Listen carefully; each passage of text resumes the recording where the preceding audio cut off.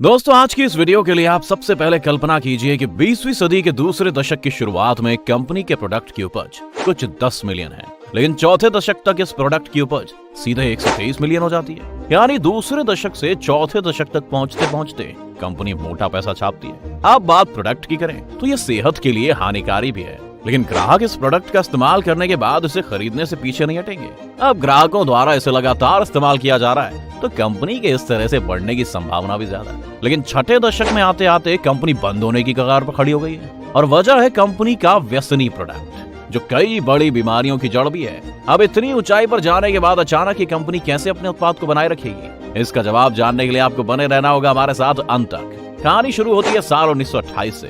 First world war के बाद का टाइम चल रहा था। युद्ध की गहमा गहमी अभी खत्म हुई थी। ज्यादातर अमेरिकी पुरुष सेना में थे। ऐसे में घर की जिम्मेदारी का बोझ महिलाओं पर आया। अब महिलाएं घर से बाहर निकलकर जॉब करने लगी थी। यही वो दौर था जब महिलाओं को वोट डालने जैसे कई अधिकारों के लिए सड़क पर उतरना पड़ा था, जिसका फायदा उठाया जॉर्ज वॉशिंगटन हिल ने। जॉर्ज वॉशिंगटन हिल अमेरिकन टोबैको कंपनी के प्रेसिडेंट थे, जिन्होंने महिलाओं के इस आंदोलन को खूब भुनाया। दरअसल जॉर्ज का सिगरेट का कारोबार पहले से कहीं ज्यादा बढ़ चुका था, लेकिन उनका मानना था कि अगर स्टीरियोटाइप को तोड़ते हुए अगर महिलाएं भी सिगरेट पीने लग जाएं, तो उनका कारोबार और बड़ा हो जाएगा। यानी उन्हें अपने ग्राहक बढ़ाने के लिए औरतों को भी सिगरेट का खरीदार बनाना था, क्योंकि अब तक सिगरेट पीना पावर दर्शाता था, जो कि सिर्फ आदमी ही पीते थे। जॉर्ज औरतों को भी आदमियों की बराबरी में लाकर उन्हें अपना खरीदार बनाना चाहते थे, और यह काम विश्व के सबसे बड़े प्रचारक एडवर्ड के अलावा और कौन कर सकता था।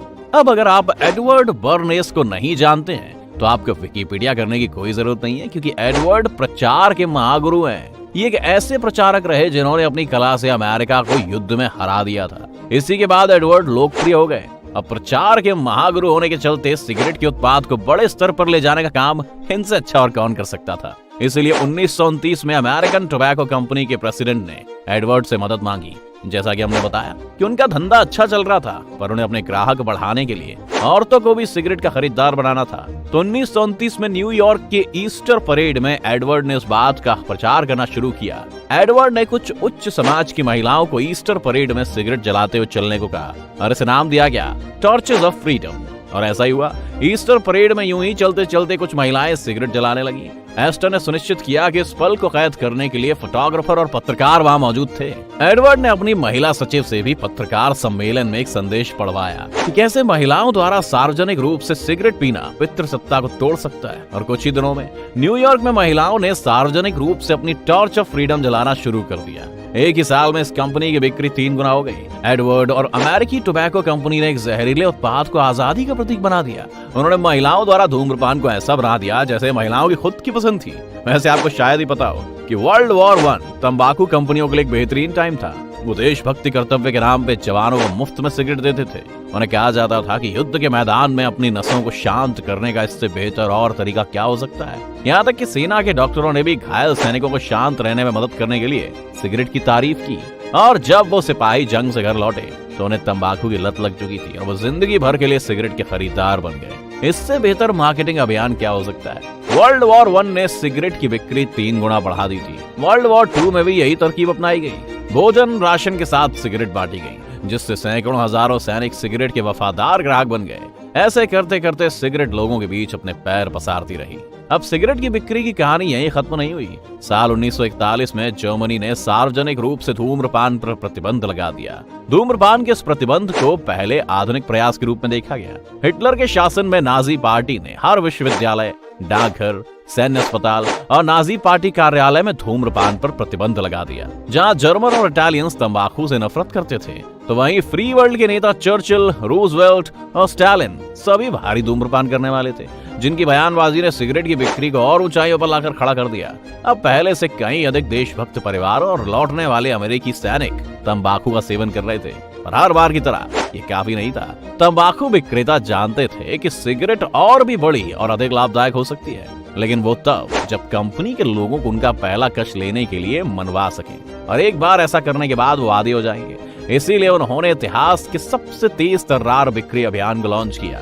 लोगों को स्वास्थ्य जोखिमों से राहत दिलाने के लिए उन्होंने अपनी सिगरेट का समर्थन करने के लिए डॉक्टरों और दंत चिकित्सकों को काम पर रखा। डॉक्टर ने जो आदेश दिया वो सब सिगरेट के विज्ञापनों पर था और यही एडवर्ड बेरनेस की टॉर्च ऑफ फ्रीडम को दूसरे स्तर पर ले गई। अब बड़े पर्दे पर मशहूर हस्तियों को धूम्रपान करने के लिए भुगतान किया जाने लगा। सिगरेट को और आकर्षक बनाया गया था। अभियान यहाँ तक गिर गया कि बच्चों का भी धूम्रपान के विज्ञापनों में इस्तेमाल करने लगे। 2 दशकों से ज्यादा समय तक सिगरेट बनाने वाली कंपनियों के पास जहां चाहे वहां विज्ञापन करने के लिए एक स्वतंत्र शासन था और अधिक पैसा कमाने के लिए वो कुछ भी कर रहे थे और ये लाभदायक भी हुआ। 60 के दशक की शुरुआत में 42% अमेरिकी नियमित धूम्रपान कर रहे थे। इसका मतलब कि तंबाकू विक्रेताओं के पास 75 मिलियन से ज्यादा वफादार ग्राहक थे। पर ऊंचाइयों पर पहुंचते हैं तो नीचे भी गिरना पड़ता है। यही हुआ तंबाकू उद्योग के साथ। 11 जनवरी 1964 को यूएस सर्जन जनरल ने धूम्रपान और कैंसर के बीच संबंध पर अपनी रिपोर्ट जारी की। मूल रूप से कहा गया कि धूम्रपान पुरुषों और महिलाओं में फेफड़ों के कैंसर का प्रत्यक्ष कारण था और क्रोनिक ब्रोंकाइटिस के मुख्य कारणों में से एक था। इस रिपोर्ट ने पूरे अमेरिका को चौंका दिया। अचानक सरकार ने इसी उद्योग को विनियमित करना शुरू कर दिया, जिस पर उन्होंने अपने सैनिकों को सिर्फ 25 साल पहले काम करते रहने के लिए भरोसा किया था। ऐसा लग रहा था कि सिगरेट की बिक्री रुक गई है। एक डॉक्टर की राय के कारण तंबाकू विक्रेता दशकों की मेहनत और प्रचार को आग की लपटों में नहीं जाने दे सकते थे। इसलिए विक्रेता एक नई रणनीति के साथ आए। योजना सरल थी। वे सिगरेट के खिलाफ जाने वाले डॉक्टरों पर हर छोटी छोटी गंदगी खोदते हुए घटिया अभियान चलाने लग गए और लोगों ने भी ये विश्वास ना करने का अपना कारण खोजना शुरू कर दिया। कंपनी ने विरोध करने वाली रिपोर्ट लिखने के लिए सैकड़ों डॉक्टरों को भी खरीदा और रिपोर्ट को गलत साबित करवा दिया। और फिर उन्होंने ये दावा करना शुरू कर दिया कि ये दावा करने के लिए कोई वैज्ञानिक प्रमाण नहीं है कि सिगरेट स्वास्थ्य के लिए हानिकारक है।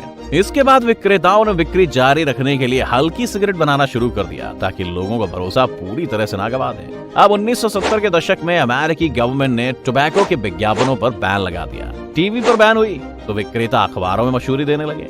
वहां से भी बैन हुआ तो टोबैको स्पोर्ट्स इवेंट में प्रायोजकों की भूमिका निभाने लगे। 90 के दशक तक इंटरनेट पर नए तरीके से सिगरेट के विज्ञापन देने लगे, लेकिन सिगरेट के हर प्रकार के विज्ञापन प्रतिबंधित होने के बाद विक्रेताओं ने ऐसे देशों में अपने उत्पाद का विस्तार करना शुरू कर दिया जहां प्रतिबंध लागू नहीं किया जा सकता था। 2019 तक आते आते कानूनी तंबाकू उत्पादों की वैश्विक बिक्री 118 बिलियन डॉलर्स तक पहुंच गई। एक वर्ष में 5.2 ट्रिलियन से ज्यादा सिगरेट पी जाती रही, यानी हर सेकंड में लगभग 1 मिलियन सिगरेट।